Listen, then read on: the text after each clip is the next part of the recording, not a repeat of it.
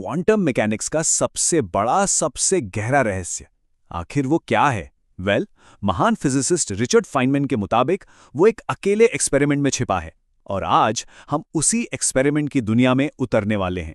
Feynman का ये quotation माहौल एकदम सेट कर देता है। हम एक ऐसी दुनिया में घुसने वाले हैं जो हमारे रोज के एक्सपीरियंस से, हमारे कॉमन सेंस से बिल्कुल ही अलग है। यहाँ लॉजिक के नियम टूटते हैं। तो चलिए शुरू करते हैं क्वांटम दुनिया के सबसे बड़े रहस्य को सुलझाने का सफर। देखिए, ये सिर्फ कोई लैब का एक्सपेरिमेंट नहीं है, ये एक यात्रा है जो हमें यूनिवर्स के सबसे बुनियादी लेवल पर ले जाती है, ये समझने के लिए कि असल में चीजें काम कैसे करती हैं। ठीक है, तो इस अजीब दुनिया को समझने के लिए हम शुरुआत एक जानी पहचानी दुनिया से करते हैं। एक ऐसी दुनिया जहां चीजें वैसी ही होती हैं जैसी हम उम्मीद करते हैं। तो जरा सोचिए, एक मशीन गन है और उससे हम एक दीवार पे गोलियां चला रहे हैं जिसमें दो पतले से छेद हैं जिन्हें हम स्लिट्स कहेंगे। अब दीवार के पीछे एक स्क्रीन रखी है, ये देखने के लिए कि गोलियां कहाँ जाकर टकराती हैं। सिंपल है, राइट? गोलियां मतलब पार्टिकल्स, वो एक ठोस चीज है। तो क्या होगा? जब सिर्फ एक स्लिट खुला हो तो उसके ठीक पीछे एक लाइन बन जाएगी, दूसरा खुला हो तो उसके पीछे, और जब दोनों स्लिट्स खुले हों तो बस स्क्रीन पर दो लाइनें बन जाती हैं।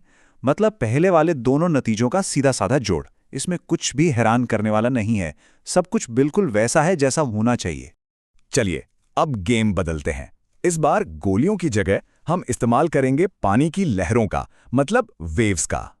सोचिए, पानी की लहरें आ रही हैं और उस दो स्लिट वाली दीवार से टकरा रही हैं। जैसे ही वो उन दो स्लिट से गुजरती हैं, वो दो नई लहरों की तरह फैलने लगती हैं और फिर ये दोनों लहरें आपस में मिलने लगती हैं, एक दूसरे से टकराती हैं। फिजिक्स में इसे कहते हैं इंटरफेरेंस। मतलब जब दो लहरें मिलती हैं तो कुछ जगहों पर वो एक दूसरे को और मजबूत कर देती हैं और कुछ जगहों पर एक दूसरे को कैंसिल कर देती हैं। ये हर तरह की वेव का एक बेसिक बिहेवियर है। तो स्क्रीन पर क्या दिखेगा? सिर्फ दो लाइनें नहीं, इस बार हमें कई सारी धारियों वाला एक पैटर्न दिखता है। कहीं ऊंची लहर, कहीं कोई लहर नहीं। इसे ही इंटरफेरेंस पैटर्न कहते हैं, और एक गोलियों वाले रिजल्ट से बिल्कुल ही अलग है।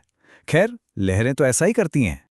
तो पार्टिकल्स का खेल देख लिया, वेव्स का भी देख लिया, अब बारी है असली चीज की। अब हम फायर करेंगे इलेक्ट्रॉन्स, जो कि बहुत बहुत छोटे फंडामेंटल पार्टिकल्स होते हैं, उन्हीं दो स्लिट्स की तरफ। अब इलेक्ट्रॉन तो एक पार्टिकल है, एक कण, बिल्कुल गोली की तरह। तो नतीजा भी गोलियों जैसा ही होना चाहिए, है ना?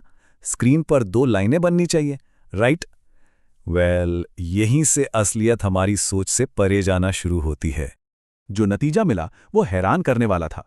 इलेक्ट्रॉन्स ने दो लाइनें नहीं बनाई, उन्होंने बनाया एक इंटरफेरेंस पैटर्न, ठीक वैसा ही जैसा पानी की लहरों ने बनाया था। और रुकिए, सबसे अजीब बात तो यह है कि जब साइंटिस्ट्स ने इलेक्ट्रॉन्स को एक एक करके फायर किया ताकि वो आपस में टकरा ही ना सकें, तब भी धीरे धीरे एक एक इलेक्ट्रॉन मिलकर वही इंटरफेरेंस पैटर्न बनाने लगा। इसका क्या मतलब हुआ? इसका मतलब तो यही हुआ कि हर एक अकेला इलेक्ट्रॉन किसी तरह एक ही वक्त पर दोनों स्लिट से गुजर रहा है और फिर खुद अपने आप से ही इंटरफेयर कर रहा है। इस सुनने में ही कितना अजीब लगता है ना? कहानी यहीं खत्म नहीं होती। अब ये रहस्य और भी गहरा होने वाला है। साइंटिस्ट्स ने सोचा, चलो पता लगाते हैं, देखते हैं कि इलेक्ट्रॉन आखिर किस स्लिट से गुजरता है। तो उन्होंने क्या किया? उन्होंने स्लिट्स के पास एक डिटेक्टर लगा दिया, एक तरह का कैमरा जो ये देख सके कि इलेक्ट्रॉन स्लिट 1 से गया या स्लिट 2 से। तो अब सवाल ये था कि जब हम इलेक्ट्रॉन को देख रहे होंगे तब पैटर्न पर क्या असर पड़ेगा। और जो हुआ उसने सबको चौंका दिया। जिस पल हमने ये जानने की कोशिश की कि इलेक्ट्रॉन किस रास्ते से गया, उसका वेव वाला, तरंग वाला बिहेवियर गायब हो गया। इंटरफेरेंस पैटर्न खत्म और स्क्रीन पर सिर्फ दो पट्टियां मिली, ठीक गोलियों की तरह। मतलब सिर्फ हमारा देखना, सिर्फ ऑब्जर्व करना ही एक्सपेरिमेंट के नतीजे को पूरी तरह बदल देता है। जैसे ही हम पता लगाते हैं, इलेक्ट्रॉन एक पार्टिकल की तरह बिहेव करने लगता है, और जब हम नहीं देखते तो वो एक वेव की तरह बिहेव करता है।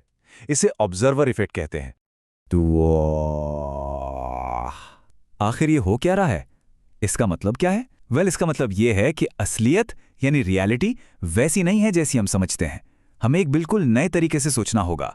और यहीं से जन्म होता है क्वांटम मैकेनिक्स के सबसे अजीब और सबसे जरूरी आइडिया का, वेव पार्टिकल ड्यूअलिटी।